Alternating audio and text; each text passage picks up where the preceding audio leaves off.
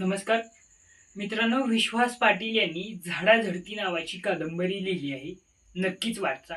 या कादंबरीचं आपण जर मलपृष्ठ पाहिलं तर त्यावरती असं लिहिलं आहे की तुमच्या बागा फुलाव्यात, तुमचे ऊस मळे झुलावेत, खारकाने निघावेत, यंत्र चालावीत, म्हणून आम्ही आमच्या जमिनी आणि आमचं भविष्य धरणाच्या घशामध्ये कोंबलं. विकासाचा नारळ फोडण्यासाठी दगड म्हणून तुम्ही आमचं डोकं वापरलं. खोबरं तुम्हालाच मिळालं आणि साधे पाण्यासाठी आणि मशानासाठी आम्ही भिकाच मागतोय. झडती चालूच आहे.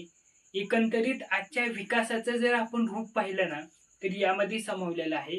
कारण विकासाचा नारळ फोडण्यासाठी सर्वसामान्य माणसांची डोकी दगड म्हणून वापरली जातात, परंतु हेच विकासाचं पाणी आणि विकासाचं खोबरं सर्वसामान्य माणसापर्यंत अजूनही पोहोचलेलं नाही.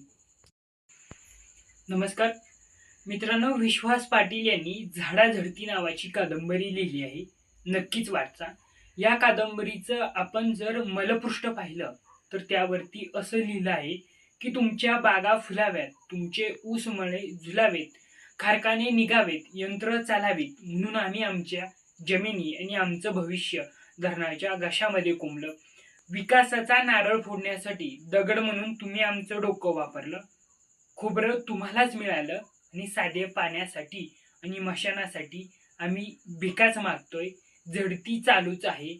एकंदरीत आजच्या विकासाचं जर आपण रूप पाहिलं ना, तर यामध्ये सामावलेलं आहे. कारण विकासाचा नारळ फोडण्यासाठी सर्वसामान्य माणसांची डोकी दगड म्हणून वापरली जातात, परंतु हेच विकासाचं पाणी आणि विकासाचं खोबरं सर्वसामान्य माणसापर्यंत अजूनही पोहोचलेलं नाही.